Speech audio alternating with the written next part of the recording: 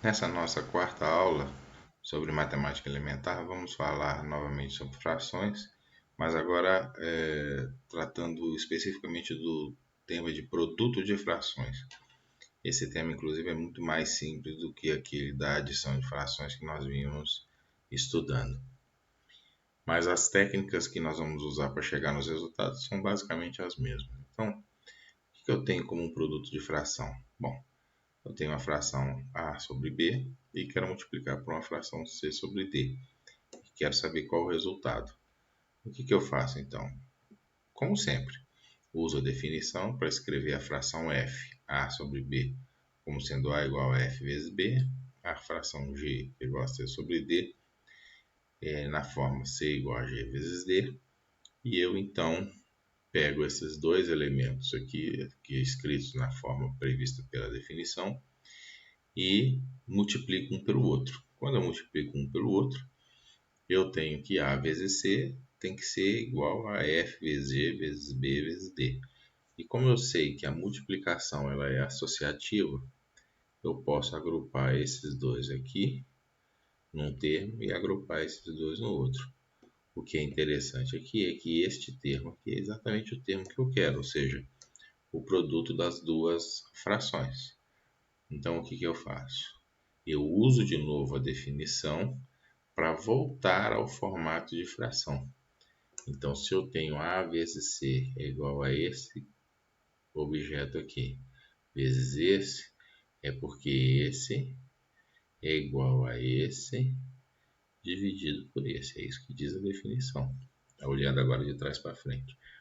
Então, com isso, eu obtive a regra que eu gostaria de obter, que diz que quando eu quero fazer um produto desse tipo aqui, basta multiplicar os numeradores e multiplicar os denominadores que eu tenho o resultado. Agora, nós podemos nos perguntar por um exemplo só para fixar as ideias. Então, suponhamos que nós temos três frações e nós gostaríamos de multiplicá-las. O fato de ser duas ou três não muda em nada, né?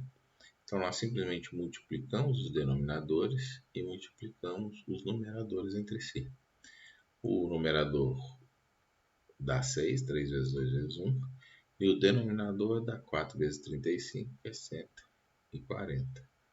Então, simplificando um pouco essa fração, nós achamos a fração equivalente, que é 3 sobre 70. É como então eu havia dito, a multiplicação de frações é muito simples. Nós podemos agora perguntar como seria o resultado de uma divisão de frações. Então, agora nós temos a fração A sobre B dividido pela fração C sobre D.